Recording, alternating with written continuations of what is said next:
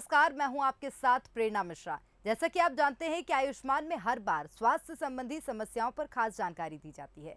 इसी कड़ी में आज हमारे साथ स्टूडियो में मौजूद हैं डॉक्टर दीप्ति गुप्ता, जो बंसल हॉस्पिटल में प्रसूति एवं स्त्री रोग विशेषज्ञ हैं। डॉक्टर दीप्ति, आपका बहुत स्वागत करती हूँ बंसल न्यूज में। Thank you. तो चलिए डॉक्टर से आज हम बात करने वाले हैं कि क्या प्रेगनेंसी में कोविड वैक्सीन ली जा सकती है, और इसी विषय पर तमाम तरह की जो भी जानकारियां हैं उनके सवाल खोजने का प्रयास करेंगे। अगर आप भी इस बारे में कुछ जानना चाहते हैं तो कार्यक्रम के दौरान हमारे नंबर लगातार टीवी स्क्रीन पर फ्लैश हो रहे हैं, जिनके जरिए आप सीधे डॉक्टर दीप्ति से सलाह ले सकते हैं, संपर्क कर सकते हैं। तो चलिए शुरू करते हैं। डॉक्टर, आपसे सबसे पहले मैं जानना चाहूँगी कि कुछ लोगों का ये सोचना है कि मासिक धर्म के समय कोविड का टीका नहीं लिया जा सकता, इसके बारे में क्या कोई विशेष जानकारी है? ज़रूर। देखिए, हमारा देश कोविड की फर्स्ट वेव और सेकेंड वेव से लड़ चुका है और अब हमें ये समझ में आ गया है कि कोविड के विरुद्ध हमारा सबसे बड़ा हथियार है वैक्सीन, और हमारी सबसे बड़ी कमज़ोरी है अफवाहें या रॉन्ग इन्फॉर्मेशन। और इन्हीं रॉन्ग इन्फॉर्मेशन का एक हिस्सा है कि पीरियड्स के समय, माहवारी के समय महिलाएं वैक्सीन नहीं ले सकती हैं। मैं ये बिल्कुल साफ कर देना चाहूँगी कि ऐसा कुछ भी नहीं है। महिलाएं मंथ में किसी भी समय ये वैक्सीन ले सकती हैं। इसके अलावा कई बार पेशेंट्स को ये लगता है कि वैक्सीन लेने के कारण उनके पीरियड्स में प्रॉब्लम्स हो रही हैं। देखिए, पीरियड प्रॉब्लम की बहुत सारे कारण हो सकते हैं, लेकिन कोविड वैक्सीनेशन उसमें से नहीं है। बिल्कुल। तो जिस तरह से आप भी शायद समझ गए होंगे, मेंस्ट्रुअल साइकिल के दौरान भी आप वैक्सीनेशन करवा सकते हैं। तो अगर ऐसा कुछ भी संशय आपके दिमाग में था तो अब उसको दूर करिए और शांतिपूर्वक वैक्सीनेशन कराइए। डॉक्टर, दूसरा सवाल मेरा ये है कि अगर लोग कहते हैं कि वैक्सीन की वजह से प्रेग्नेंट होने में भी कुछ मुश्किलें आती हैं, क्या ये सच है? क्योंकि लोग कहते हैं इनफर्टिलिटी वैक्सीन करवा सकता है। देखिए, शुरुआत में तो लोग बहुत सारी बातें कर रहे थे। कुछ लोगों का ये भी कहना था कि अगर महिलाएं ये वैक्सीन लेंगी तो उनमें मेल कैरेक्टरिस्टिक्स हो जाएंगे, मुंह पे बहुत बाल हो जाएंगे, कंसीव नहीं कर पाएंगे, इनफर्टिलिटी हो जाएगी। लेकिन हमारे पास जो भी मेडिकल एविडेंस है उसमें कोई भी ऐसा प्रूफ नहीं है, कोई भी ऐसा क्लू नहीं है जो ये बताता है कि इससे इनफर्टिलिटी होगी। तो ऐसा बिल्कुल भी नहीं है। वैक्सीन बहुत ज़रूरी है और आप पूरे कॉन्फिडेंस के साथ जाके वैक्सीन ले सकते हैं। बिल्कुल। तो सभी संशय को, सभी बातों को दिमाग से दूर कर दीजिए। डॉक्टर, एक और बात मैं पूछना चाहूँगी, अगर कोई कपल प्रेग्नेंट होने की कोशिश कर रहा हो तो क्या वैक्सीन वो लोग ले सकते हैं, वैक्सीनेशन करवा सकते हैं? देखिए, ये बहुत ही वैलिड क्वेश्चन है। और मैं ये कहना चाहूँगी कि उस कपल को ज़रूर वैक्सीनेशन करवाना चाहिए। आज की डेट में, आज की तारीख में इंडिया में हम प्रेगनेंसी में वैक्सीन नहीं ले सकते हैं। इसीलिए वो कपल जो प्रेग्नेंट होने की कोशिश कर रहा है, जब वो प्रेग्नेंट होंगे तब तो वे वैक्सीन नहीं ले पाएंगे। इसीलिए अगर वो अभी कोशिश कर रहे हैं प्रेग्नेंट होने की, तो उन्हें वैक्सीन ज़रूर लेना चाहिए। जैसे कि जब वो प्रेग्नेंट हो, उनके बॉडी में ऑलरेडी एंटीबॉडीज़ हो, वो ऑलरेडी कोविड से प्रोटेक्टेड हो। इसीलिए अगर आप कोशिश कर रहे हैं प्रेग्नेंट होने की, if you are trying to conceive, ये वैक्सीन ज़रूर लीजिए। बिल्कुल। लेकिन डॉक्टर, अगर मान लीजिए कि कपल को पहले डोज के बाद प्रेगनेंसी का पता चलता है, तो क्या सेकेंड डोज वो लोग ले सकते हैं? Again a very valid question, specially अब, क्योंकि जैसे कि कोविशील्ड है, इसके 2 वैक्सीन के बीच का गैप 12 to 16 वीक्स हो गया है। तो हो सकता है कि आपने एक डोज आज ली हो और अगले 1, 2, 3 महीने के बीच में आपको प्रेगनेंसी का पता चल गया हो। जैसे कि मैंने कहा कि इंडिया में अभी हम प्रेगनेंसी में वैक्सीन नहीं ले सकते हैं। तो अगर आपने फर्स्ट डोज ले ली है और उसके बाद आपको प्रेगनेंसी का पता चला है, तो फिर आप सेकेंड डोज नहीं ले सकते हैं। यहाँ पे मैं एक और बात जोड़ना चाहूँगी। बहुत सारे पेशेंट्स आजकल ये कह रहे हैं कि मैम, हमने फ़र्स्ट डोज तो ले लिया है, अब सेकेंड डोज तो 3 महीने बाद आएगा, तो क्या हमें इस 3 महीने के गैप में प्रेगनेंसी के लिए कोशिश करनी चाहिए कि नहीं? ये बहुत इंडिविजुअल डिसीजन है। तो मान लीजिए आपकी उम्र अगर 24-25 साल की है, आप ऐसे किसी प्रोफेशन में हैं जहाँ पे आपका एक्सपोजर बहुत है। फॉर एग्ज़ाम्पल, आप हेल्थ केयर प्रोफेशनल हो, नर्स हो या बैंक में काम करते हो, तो आपको कोविड होने की संभावना का एक्सपोजर थोड़ा सा ज़्यादा है।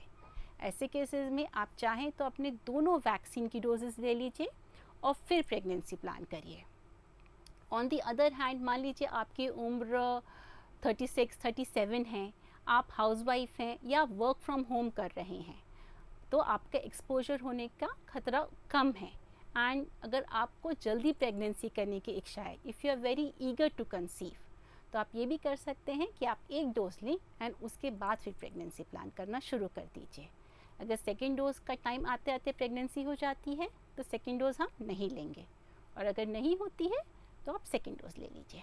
लेकिन डॉक्टर, जिस तरह से आप बता रही हैं कि एक डोज के बाद हम प्रेगनेंसी के लिए आगे प्लान कर सकते हैं, लेकिन उसके बाद अगर एक डोज लेते हैं तो क्या आगे समस्या नहीं जाएगी, क्योंकि दूसरा डोज तो निश्चित रूप से ले नहीं सकेंगे? देखिए, एक डोज भी हमको कुछ प्रोटेक्शन तो देगी ही, और हमारी गाइडलाइंस हर रोज़ चेंज होती जा रही हैं, है ना। जैसे मैंने कहा, मान लीजिए आप 37 ईयर्स के हैं, तो आपकी बायोलॉजिकल क्लॉक भी टिक कर रही है, आपको प्रेगनेंसी भी जल्दी लेनी है, और ज़रूरी नहीं कि आपकी उस 3 महीने में प्रेगनेंसी होगी ही। मान लीजिए हम 3 महीने तक वेट करते हैं, प्रेगनेंसी नहीं होती है, उसके बाद 1 साल तक और नहीं होती है, तो फिर हमको बुरा लगेगा। इसलिए if you are very eager to conceive, आप जल्दी प्रेग्नेंट होना चाह रहे हो, तो आप फर्स्ट डोज के बाद भी ट्राई कर सकते हैं। बिल्कुल, तो शायद लोग ये भी समझे होंगे कि फर्स्ट डोज के बाद भी आप ट्राई कर सकते हैं प्रेगनेंसी का। लेकिन डॉक्टर, एक और सवाल जो बार बार बहुत से लोग पूछते हैं, क्योंकि क्या हो रहा है, जब 2 वैक्सीन है, कोविशील्ड और कोवैक्सीन, उसको लेकर काफ़ी ज़्यादा संशय है। तो महिलाओं के लिए क्या कुछ इस प्रकार की बातें हैं कि कोविशील्ड या कोवैक्सीन में से कोई एक बेहतर है ज़्यादा? देखिए, हमारे पास 2 वैक्सीन्स हैं। एक है कोविशील्ड। जो कोविशील्ड वैक्सीन है वो बनी है, that is a virus vector based vaccine. इसका मतलब ये हुआ कि हमने कोई और वायरस लिया, इस केस में हमने एडिनो वायरस लिया है, और उसमें हमने कोरोना वायरस के पार्टिकल्स डाले हैं। ये वैक्सीन वैसी ही वैक्सीन है जैसे इबोला वैक्सीन है, जो इबोला पैंडेमिक में यूज़ की गई थी, और इसके 2 डोजेस के बीच का डिफरेंस आज की गाइडलाइंस के अनुसार 12 to 16 वीक्स है। और दूसरी हमारे पास दूसरी वैक्सीन है कोवैक्सीन। कोवैक्सीन बनी है इनएक्टिवेटेड कोरोना वायरस से। तो इन दोनों ही वैक्सीन में किसी में भी लाइव वैक्सीन नहीं है। इन दोनों वैक्सीन में कोई भी लेके आपको कोविड नहीं हो सकता है। जैसे मैंने कहा, कोविड वैक्सीन आज के दौर में हमारा सबसे बड़ा हथियार है, इसीलिए इनमें से जो वैक्सीन आपको अवेलेबल है उसको बेझिझक लीजिए। बिल्कुल, एक बहुत महत्वपूर्ण बात डॉक्टर ने कही है कि वैक्सीन, चाहे कोविशील्ड हो, कोवैक्सीन हो, और जो भी बाहर की विदेशी वैक्सीन आ रही हैं वो भी हों, वो हमारे लिए इस मुश्किल दौर में बहुत बड़ा हथियार हैं। तो वैक्सीनेशन ज़रूर कराएं। एक बार और दर्शकों को मैं रिमाइंड कर देना चाहती हूँ, अगर आपके कोई सवाल हों इस समस्या से संबंधित या इस विषय से संबंधित, तो हमारे नंबर लगातार टीवी स्क्रीन पर फ्लैश हो रहे हैं, आप संपर्क कर सकते हैं। चलिए डॉक्टर, आपसे एक बात जानना चाहूँगी, क्या महिलाएं जिनकी अभी डिलीवरी हुई है और वो बच्चों को दूध पिला रहे हैं, फीडिंग कर रहे हैं, क्या वे वैक्सीन ले सकती हैं? देखिए, 19 मई 2021 को department of health and family welfare ने एक बहुत बड़ा डिसीजन लिया था, and a very welcoming decision, जिसमें ये कहा गया था कि हमारी मदर्स जो बच्चों को ब्रेस्ट फीड कर रही हैं, जो उनको अपना दूध पिला रही हैं, वो ये वैक्सीन ले सकती हैं। तो 19 मई के पहले तो हम ये एडवाइस नहीं दे पा रहे थे, लेकिन अब हम खुल के एडवाइस दे सकते हैं कि आप ये वैक्सीन ले सकते हो। इसके 2 फ़ायदे हैं। पहला, जो मदर्स ने प्रेगनेंसी में ये वैक्सीन नहीं ले पाए, वो अपनी डिलीवरी के बाद तुरंत बाद अब ये वैक्सीन ले सकते हैं और कोविड से प्रोटेक्शन पा सकते हैं। सेकेंडली, जब आप ये वैक्सीन लेते हो तो आपके बॉडी में एंटीबॉडीज़ बनते हैं, और ये माँ के दूध के ज़रिए, ब्रेस्ट मिल्क के ज़रिए बच्चे में जाते हैं। इसीलिए बच्चे को भी कुछ हद तक कोविड वायरस से प्रोटेक्शन मिलेगा। बिल्कुल, ये बहुत अहम बात है और शायद नई बात भी है मेरे लिए, क्योंकि मैं इस विषय पर जानती नहीं थी और बहुत से संशय थे, बहुत से लोग सवाल भी करते थे। और जो महिलाएं ब्रेस्ट फीडिंग करती हैं वो वैक्सीन ले सकती हैं। डॉक्टर जिस तरह से बता रही हैं कि पूरी तरह सेफ है और शायद आपके बच्चे को भी इससे कहीं ना कहीं फ़ायदा ही मिलेगा। डॉक्टर, एक और सवाल मेरा ये है कि वैक्सीन लेने के क्या कुछ दिनों बाद या कुछ घंटे तक स्तनपान को रोकना चाहिए, क्योंकि देखा जाता है कि बुखार भी आता है वैक्सीन के बाद, तो क्या ऐसा कुछ है? बिल्कुल नहीं, ये भी एक ऐसा सवाल है जो बहुत लोग पूछते हैं, होता क्या है, कई बार जब हम ब्रेस्ट फीडिंग वुमेन को कुछ एंटीबायोटिक्स देते हैं या उनका कुछ ऑपरेशन होता है, तब हम कहते हैं कि कुछ समय तक आप बच्चे को ब्रेस्ट फीड ना करें। लेकिन कोविड वैक्सीन के साथ ऐसा बिल्कुल नहीं है। आप आराम से अपना नॉर्मल रूटीन जो है उसको फॉलो करते हुए बेबी को फीड कर सकते हैं। बिल्कुल। तो नॉर्मल रूटीन के हिसाब से ही आप बेबी को फीड कर सकते हैं अगर आपने वैक्सीन ली है उसके बाद भी। डॉक्टर, हमारे साथ एक कॉलर जुड़ गई हैं, साक्षी नाम है उनका, जबलपुर से। साक्षी, आपके जो भी सवाल हो आप डॉक्टर से पूछ सकती हैं। जी जी साक्षी, अपना सवाल करिए। जी मेरे को पीसीओडी की प्रॉब्लम है डॉक्टर, तो क्या मैं कोविड वैक्सीन लगवा सकती हूँ? हाँ बिल्कुल, मुझे देखिए, कोई effects तो नहीं पड़ेंगे बॉडी में, क्योंकि हार्मोनल चेंज वगैरह तो नहीं होगा कुछ? नहीं, कोविड वैक्सीन से आपके बॉडी में कोई भी हार्मोनल चेंजेस नहीं होने चाहिए। इसलिए अगर आपको पीसीओडी है साक्षी, तो भी आप आराम से वैक्सीन लगवा सकते हैं। बिल्कुल, तो शायद साक्षी को उनके सवाल का जवाब मिल गया हो। पीसीओडी की प्रॉब्लम है, उसके बाद भी आप वैक्सीनेशन करा सकती हैं, आराम से आप वैक्सीन लगवा सकती हैं, घबराने की कोई बात नहीं है। चलिए डॉक्टर, एक और सवाल मेरा ये है कि टीकाकरण के बाद सावधानियां क्या कुछ बरतनी चाहिए? देखिए, जैसे बाकी टीकों के साथ होता है, थोड़ा सा आपको बुखार आ सकता है, थोड़े से लेथार्जी महसूस हो सकती है, वही कोविड वैक्सीन के साथ हो सकता है। तो हमें कोई बहुत विशेष सावधानियां नहीं बरतनी है। अगर आपको बुखार वगैरह आता है तो आप प्लेन पैरासीटामोल ले सकते हैं। इसके अलावा एक बहुत ज़रूरी ये बात है कि ये ना सोचें कि अगर हमको वैक्सीन लग गया है तो अब हमें मास्क की ज़रूरत नहीं है। ये वैक्सीन अभी भी बहुत नया है, हमें ये नहीं पता कि आपको कितना और कितने समय तक प्रोटेक्ट करेगा। इसीलिए वैक्सीन के बाद भी कोविड अप्रोप्रिएट बिहेवियर ज़रूर रखें, मतलब मास्क लगाएं, सोशल डिस्टेंसिंग करें और हैंड वॉशिंग, ये सब वैक्सीनेशन के बाद भी जारी रखना चाहिए। बिल्कुल। और अगर डाइट की बात की जाए डॉक्टर, बहुत से लोग देखा जा रहा था कि कोविड के इस मुश्किल दौर में कुछ अलग और ख़ास डाइट जो कि इम्यूनिटी को बूस्टअप करती है, उस तरह की डाइट्स का पालन कर रहे थे। तो क्या वैक्सीनेशन जब दोनों टीके या दोनों डोज लग जाएं उसके बाद भी इसी तरह का पालन करना चाहिए? देखिए, ये आपकी इंडिविजुअल चॉइस है। अगर आपको लगता है कि वो चीज़ें करने से आपको फ़ायदा हो रहा है और हम वो चीज़ लिमिट्स में कर रहे हैं, तो आप उनको कंटिन्यू कर सकते हैं। बिल्कुल। डॉक्टर, एक और सवाल मेरा ये है कि दूसरी लहर देखने को मिली है, दूसरी लहर में गर्भवती महिलाएं भी काफ़ी ज़्यादा क्या प्रभावित हुई थी? क्योंकि आप जिस तरह से देखा गया है, स्पेशलिस्ट हैं और आप शायद ज़्यादा बेहतर ढंग से जानती होंगी। अनफॉर्चुनेटली इस सवाल का आंसर हाँ ही बोलूँगी, मैं येस ही बोलूँगी। सेकेंड वेव में प्रेग्नेंट वुमेन ज़्यादा प्रभावित हुई हैं। अभी रिसेंटली ही आईसीएमआर ने एक स्टडी करी है प्रेग्नेंट फीमेल्स पे, तो हमने देखा है जहाँ फर्स्ट वेव में करीब 14% प्रेग्नेंट फीमेल्स अफेक्ट हुए थे, वहीं ये नंबर बढ़ के अराउंड 28% गया है। अगर हम केस फैटेलिटी रेट की बात करें, केस फैटेलिटी रेट मतलब मान लीजिए अगर 100 लोगों को कोविड हुआ है तो उसमें से कितनी डेथ्स हुई हैं। फर्स्ट वेव में दिस वाज ओनली 0.7%, लेकिन सेकेंड वेव में ये बढ़ के 5.7% हो गया है। तो जो सेकेंड वेव थी वो गर्भवती महिलाओं के प्रति इट वाज एक्सट्रीमली ब्रूटल। इसीलिए और भी ज़रूरी है कि गर्भवती महिलाएं, प्रेग्नेंट पेशेंट्स अपना पूरा ध्यान रखें। बिल्कुल। लेकिन इस मुश्किल दौर में आपने उन लोगों को कैसे सपोर्ट किया? क्या कुछ इलाज और क्या कुछ प्रक्रियाएं थी उसकी, ये भी जानना चाहेंगे। देखिए, जब हम नंबर्स बोलते हैं तो ये बहुत भयानक लगते हैं, डरावने लगते हैं, लेकिन आप अगर गौर करें तो इनमें अगर मैं बोलती हूँ 5% फर्टिलिटी रेट, मतलब 95% जो प्रेग्नेंट फीमेल्स थी वो पूरी तरह स्वस्थ हो गई, है ना। इनमें से भी मेजॉरिटी का इलाज घर पे ही रहा और वो अपने आप ही कुछ बहुत कम मेडिसिन खा के ठीक हो गए, और जिन पेशेंट्स को हॉस्पिटलाइजेशन की ज़रूरत थी उनको हॉस्पिटलाइज किया गया। इसमें से भी जो पेशेंट्स अब प्रेगनेंसी के फर्स्ट या सेकंड ट्राइमेस्टर में थे, मतलब पहले 3 महीने या 6 महीने, उन पे उतना प्रभाव नहीं पड़ा है। सिर्फ वो पेशेंट्स जो अपने थर्ड ट्राइमेस्टर में थे या जिनकी डिलीवरी का टाइम बिल्कुल पास था, उनको ज़्यादा प्रभावित किया है सेकेंड वेव ने। हाँ बिल्कुल। तो जो प्रेगनेंसी डिलीवरी के काफ़ी ज़्यादा पास थे, कह सकते हैं कि उनको कोरोना ने काफ़ी ज़्यादा प्रभावित किया था। हालांकि डॉक्टर ने जिस तरह से बताया है कि 95% जो महिलाएं थी उनको स्वस्थ कर लिया गया और बच्चे को भी स्वस्थ ही बाहर इस दुनिया में निकाला गया। चलिए डॉक्टर, एक और सवाल मेरा ये है कि देखिए भारत में तो वैक्सीन प्रेग्नेंट विमेंस को नहीं लगती, ये बात तो आपने साफ कर दी है, लेकिन अगर विदेशों की बात करें तो क्या वहाँ पर प्रेग्नेंट विमेन वैक्सीन लेती हैं, वैक्सीन की डोज लेती हैं, और अगर लेती हैं तो क्या कुछ साइड इफ़ेक्ट्स हैं उनके? देखिए, ये एक बहुत बड़ा शोध का विषय रहा है, क्योंकि जैसे मैंने आपसे कहा कि सेकेंड वेव जो थी वो प्रेग्नेंट वुमेन को उसने बहुत प्रभावित किया है।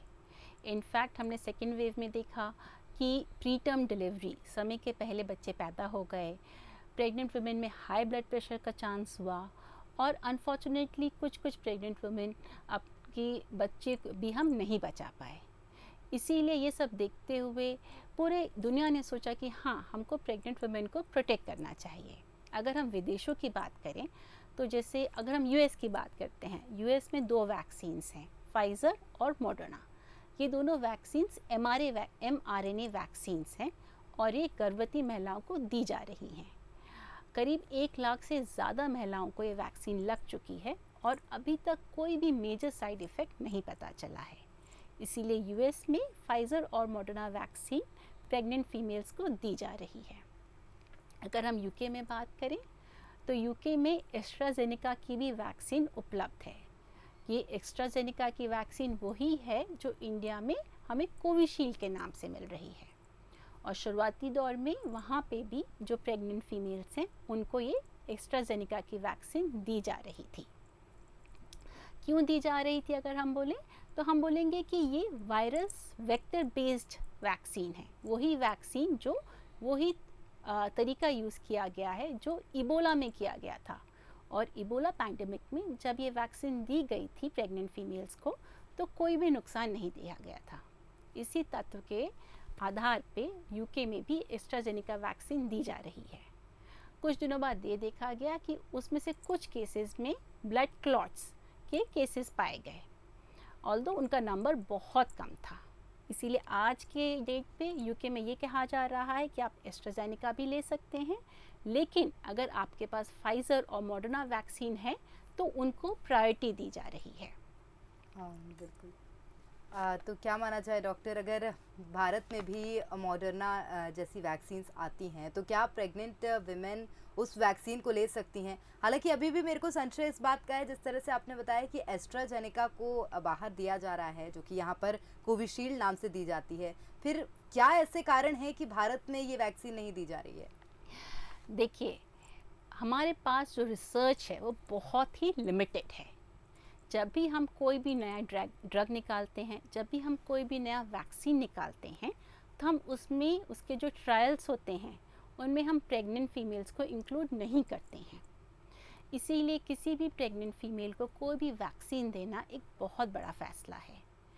ये वैक्सीन बहुत नहीं है, अभी अभी हमारे पास कुछ ऐसा डेटा इकट्ठा हुआ है जिसमें जिन फीमेल्स ने 3rd ट्राइमेस्टर में प्रेगनेंसी के लास्ट के 2-3 महीने में वैक्सीन ली थी, अब उनकी डिलीवरी हो रही है। अभी तक हमारे पास कोई ऐसा डेटा नहीं है जिन्होंने बिल्कुल अर्ली प्रेगनेंसी में, प्रेगनेंसी के पहले 3 महीनों में वैक्सीन ली थी, उनके बच्चों पे क्या असर पड़ा है। इसीलिए एक बहुत बड़ा फैसला होता है कि आप प्रेग्नेंट वुमेन को वैक्सीन दी जाए कि नहीं दी जाए, क्योंकि हमारे पास जो रिसर्च है, जो डेटा है वो बहुत ही लिमिटेड है। हाँ बिल्कुल। तो शायद रिसर्च और डेटा लिमिटेड होने के कारण ही अभी तक हमने ये रिस्क नहीं उठाया है कि प्रेग्नेंट विमेन को भी वैक्सीनेट कराया जाए। डॉक्टर, एक और सवाल है, आपने एक बात शुरुआत में कही थी, जिस तरह से देखा गया था कि अगर एक बार एक डोज ले लिया गया है वैक्सीन का, उसके बाद अगर कोई फैमिली या कोई कपल प्रेगनेंसी प्लान करता है तो वो कर सकता है, लेकिन उसके बाद तो वैक्सीन ली नहीं जा सकती। तो क्या आगे अगर कभी वो लोग दोनों डोज लेने की सोचें, जो महिला है प्रेग्नेंट वो लेने की सोचे, तो क्या उसको फिर से पहला डोज और दूसरा डोज वापस से लेना पड़ेगा? अगेन ये अभी रिसर्च का ही विषय है ना, और ये भी बात हो रही है कि हो सकता है कि आगे जाके कुछ महीनों में इंडिया में भी प्रेगनेंसी में वैक्सीनेशन अलाउड हो जाए। तो उस केस में हम ये कर सकते हैं कि जब हम कोशिश कर रहे हैं तो आपने फर्स्ट डोज ले लिया, और मान लीजिए आप सेकेंड डोज के पहले प्रेग्नेंट हो गए, तो फर्स्ट ट्राइमेस्टर के बाद, फर्स्ट 3 महीने के बाद आप सेकेंड डोज ले सकते हैं अगर इंडिया में वैक्सीनेशन अलाउड हो गया। मैं एक और बात कहना चाहूँगी यहाँ पर कि शुरुआत में हमारे पास कुछ ऐसे भी केसेस आ रहे थे जहाँ पे कुछ औरतों ने बिल्कुल अर्ली प्रेगनेंसी में जब उन्हें नहीं पता था कि वो प्रेग्नेंट है तब कोविड वैक्सीनेशन ले लिया था। तो मान लीजिए आपको 30 तारीख को आपका पीरियड ड्यू है और आपने 20 को वैक्सीन ले लिया है और फिर आपको उसके 10 दिन के बाद पता चलता है कि आप प्रेग्नेंट हैं। ऐसे केसेस में कई बार महिलाएं बहुत स्ट्रेस में आ जाती थी और इनफैक्ट वो अपनी प्रेगनेंसी टर्मिनेट करना चाहती थी। लेकिन ऐसे केसेस में भी घबराने की कोई बात नहीं है। अगर आपने बिल्कुल अर्ली प्रेगनेंसी में वैक्सीन ले लिया है, अगर आपको नहीं पता है कि आप प्रेग्नेंट हैं और आपने वैक्सीन ले लिया है, तो भी आप प्रेगनेंसी आराम से कंटिन्यू कर सकते हैं। हाँ बिल्कुल। एक और सवाल मेरा डॉक्टर ये है कि क्या कुछ सावधानियां प्रेग्नेंट विमेन को रखनी चाहिए, क्योंकि जो आगे तीसरी लहर आ रही है वो ख़तरनाक भी बताई जा रही है। हालांकि WHO ने ये तो इनकार कर दिया है कि बच्चों पर प्रभाव पड़े ये निश्चित नहीं है, लेकिन कहीं ना कहीं बच्चों को बचाना ज़रूरी है। ऐसे में क्या सावधानियाँ बरतनी चाहिए और बरत सकते हैं? देखिए, हमको वही सावधानियां बरतनी हैं जो बाकी सब लोग बरत रहे हैं।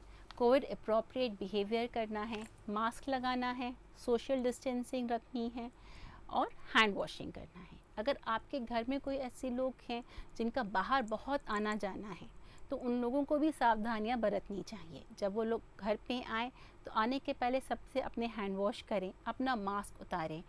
अभी सेकेंड वेव में हमने ये देखा कि जिस भी घर में एक सदस्य को कोविड था, ऑलमोस्ट उनके घर के सारे सदस्यों को था।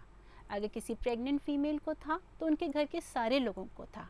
इसका मतलब है गर्भवती महिलाओं को कोविड से बचाने की जिम्मेदारी सिर्फ उसकी नहीं, उसके पूरे परिवार की है। बिल्कुल। तो गर्भवती महिला अगर आपके परिवार में कोई है तो सभी को कोविड अप्रोप्रिएट बिहेवियर का पालन निश्चित रूप से करना चाहिए। डॉक्टर, एक और सवाल लेना चाहूँगी, क्या संदेश आप देना चाहेंगी गर्भवती महिलाओं को? क्या कुछ कॉमन प्रॉब्लम्स जो आपने देखी जब आप उपचार कर रही थी और जब आप सजेशंस दे रही थी महिलाओं को, तो ऐसी महिलाओं को आप क्या संदेश देना चाहेंगी?